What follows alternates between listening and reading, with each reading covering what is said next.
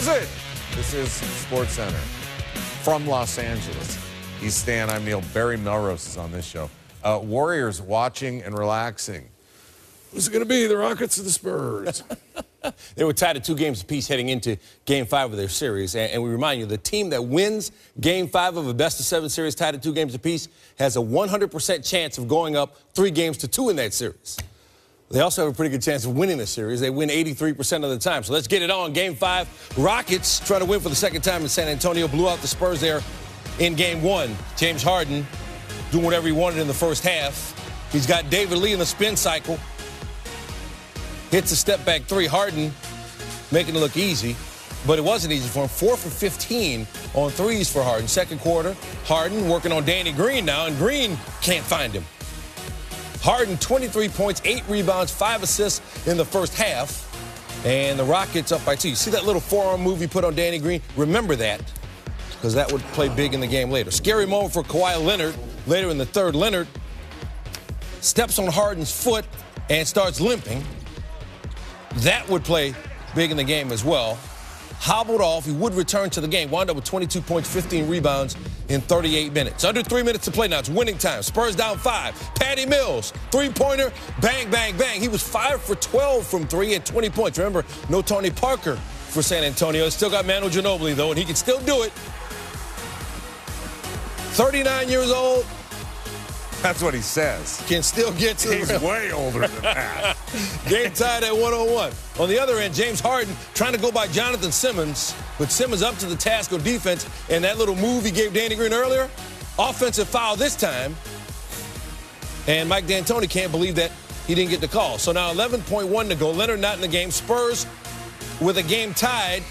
Mills, just not a good possession for San Antonio after not a good possession for Houston before. Greg Popovich wanted Paul Gasol to screen, apparently, so the game went to overtime. And there's Leonard.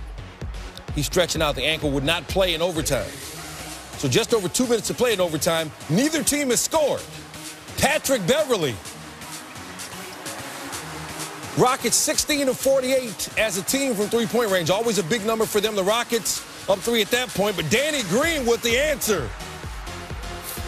He had 7 of his 16 in overtime as he took charge offensively for San Antonio. Ryan Anderson open in the corner and banging that. He had 19. Rockets by 1. 35 seconds to go. Danny Green, this time he'll get there. Put him on the line as well. Spurs up 2 after the free throw. So 9.3 to go. Still a 1-possession game. Rockets needed 3. Ryan Anderson gets the jump ball. Not a lot of space there. Trying to work something with Harden, but look at Manu Ginobili make the defensive play of the game to seal it for San Antonio. Harden with a triple-double, 33 points, 10 rebounds, 10 assists, but he almost had the quadruple dubious when you throw in the 9 turnovers. Not good execution by the Rockets on the possessions that mattered at the end of regulation and at the end of overtime. Spurs win. Now what's up with Leonard? You could tell he just before they took a couple shots and he jumped off 1 foot. And he didn't want to come out, obviously, but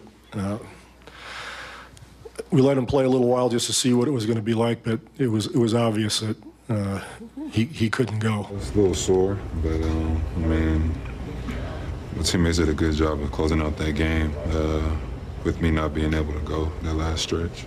Andre, do you think you anticipate being able to play Game 6? Yeah, I'm going to be able to play. Stefano Fasaro was in the Spurs locker room after the game and joins us now at SportsCenter. Stefano, what were you able to find out about Kawhi Leonard's ankle? Well, we were able to find out that he actually injured his ankle earlier in the game and then re-aggravated it when he stepped on James Harden's foot late in the fourth quarter. Now, when we were in the locker room, we also found out that he was very much lobbying to get back into the game, but Greg Popovich realized that that wasn't a good idea, and his team had to finish it out without him in overtime. We also spoke to several other sources inside the locker room, and Manu Ginobili also even told us that he tried to get back on the court, and his last 2 shots just weren't right, but it still did take a lot to get him out of the game at that point, especially in crunch time and with the game going into overtime. He says he wants to play in Game 6. He says he expects to play in Game 6. Anywhere from the Spurs on that?